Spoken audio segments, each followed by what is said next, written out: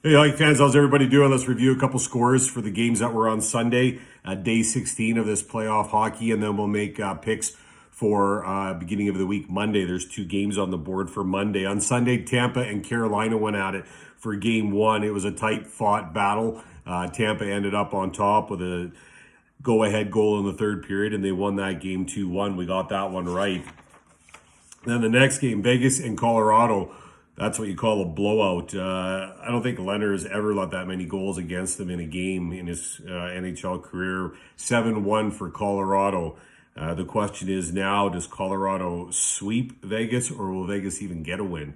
But we'll talk about that more later. 7-1 Colorado, we got that one right. Best bet was Colorado. That went through. Record improves to 10-6.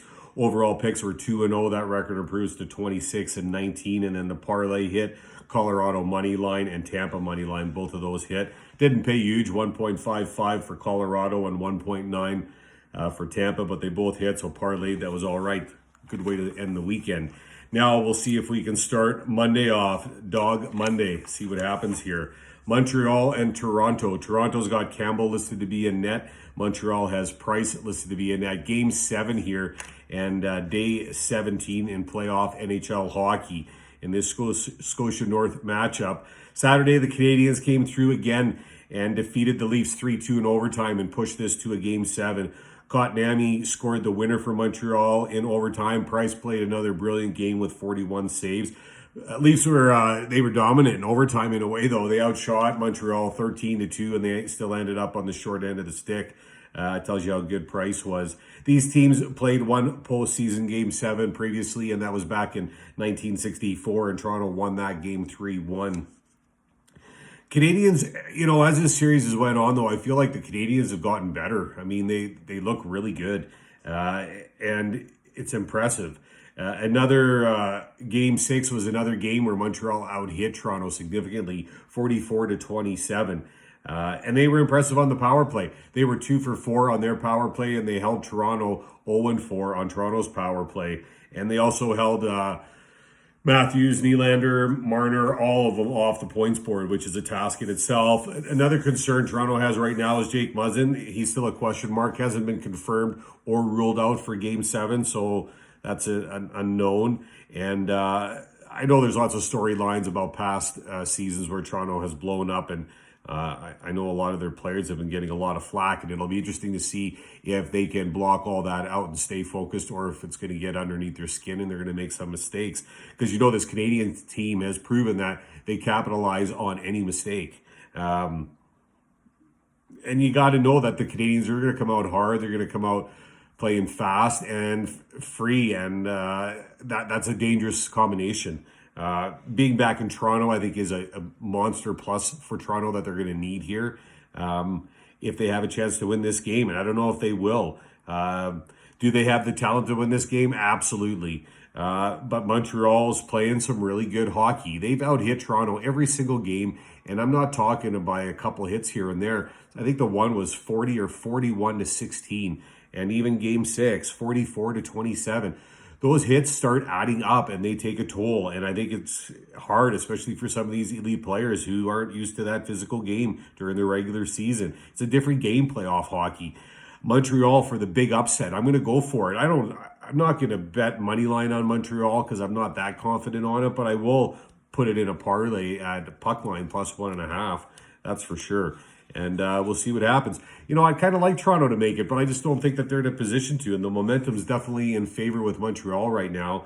So we'll see. I mean, goaltenders can win games, so we'll see. Montreal, that's my official pick. Next game, we got the New York Islanders against Boston. Boston has Tuukka Rask listed to be in net. Islanders got Sorokin listed to be in net. Islanders scored first on Saturday, and it looked good at that point, but the final was 5-2 for Boston, and they earned their first victory in this series. Boston outshot the Islanders 40-22. And the score may indicate that Boston dominated and beat New York up, but I didn't see it that way at all. Islanders out-hit the Bruins 49-42. Boston was 2 for 2 on their power play. Islanders only 1 for 3, but not bad at all. And going into the third, it was 2-2. It was all knotted up, 2-2. And then, Pasternak had a great game. He loves playing for the crowd, that's for sure. they had a good third period, good first and second period too. Boston deserved that first game. They won it and they deserved it. They played a good game. And that line of Pastrnak, Bergeron, Marchand is deadly dangerous, and Toronto's going to have to find a plan to contain those guys. There's no way around it. If they want to win, that's going to have to happen. The crowd was at 17,400, the largest one so far in the league so far this season. And again, Pastrnak just loves playing for that crowd. It was his second postseason hat trick, which also tells you how much he likes it. But Beauvillier is not far behind for New York. I mean, he's got 7 points and 4 goals in his last 5 compared to Pastrnak, who's got 8 points and 5 goals in his last 5. So very comparable. Sorokin, that was his first loss in 5 postseason starts. He's carrying a 4-1 record. Tuukka Rask is a 5-1 record. Very comparable. But I'm going to look to New York. I'm going to go New York. It's Dog Day Monday. I'm going to go New York. Good value with New York. And I'm going to go to, they're going to even the series. Go back to New York with a game and see what happens then. This is a good series. Islanders and Boston is a good series. And I think it'll be a closer game. I don't think it's going to be a 3-goal spread at the end of the day in this game too. And I'm going to, who knows? Hopefully Mayfield and Pulock will help defend, and then they'll find some offense, and hopefully the Islanders can pull a win off here. That's what I'm going to count on, and that's my official pick. The Islanders to beat Boston in Game 2 of that series. Game 7, big upset, Montreal. My best bet, I'm going to make it the Islanders and see if we can go to 11-6 there. And then I'm going to parlay Montreal puck line plus 1.5. It pays actually not bad at 1.71. And then the Islanders money line at 2.7. I'm going to go individual bets and parlay those two and see how we can start the week off with this Dog Day Monday. Hope everyone has a great start to the week. Good luck with your picks. Thanks for watching. Stay safe. Talk soon.